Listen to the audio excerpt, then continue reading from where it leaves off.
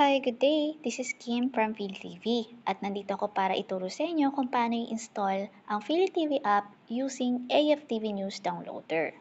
So, first, i-click nyo yung Google Play Store at kung mapapansin nyo, nakatype na po yung AFTV News Downloader. At ito po yung makikita ninyo. So, since naka-install na siya, i-click open ko na po siya. Click nyo lang yung OK at i-click yung search box ng URL.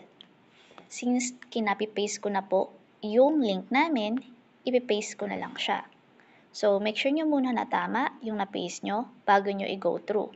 So, since tama naman siya, i-click na tong arrow sa baba or yung done para mag-search.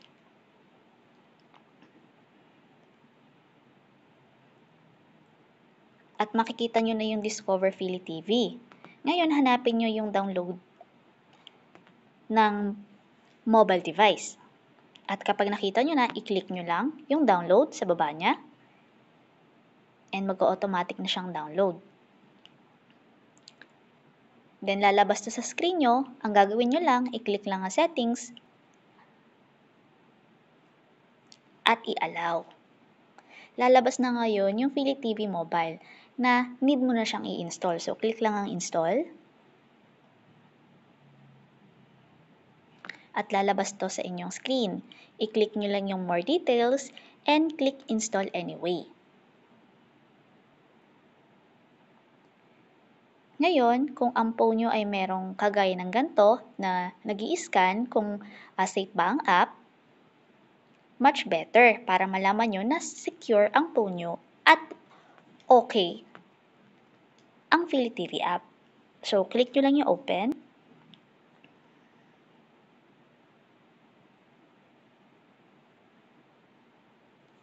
Click allow, 2 beses. Kung kayo ay malapit na mag-expire, yan ang lalabas sa screen ninyo. Pero since palapit pa lang ang expiration, keep watching nyo po yan. At ganito ang lalabas sa inyo kapag kayo ay first user. Click skip tour at ayan na, may access na kayo sa PhilTV app. At meron pa kayong 7 days free trial. So, ang gagawin nyo lang po, i-message kami at ipakita ang MAC address.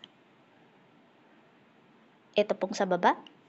I-send po sa aming Facebook page na PhilTV NCR para po na sa ganon, maklaim nyo yung 7 days free extend code. Yun lamang po. Maraming salamat. Have a great day!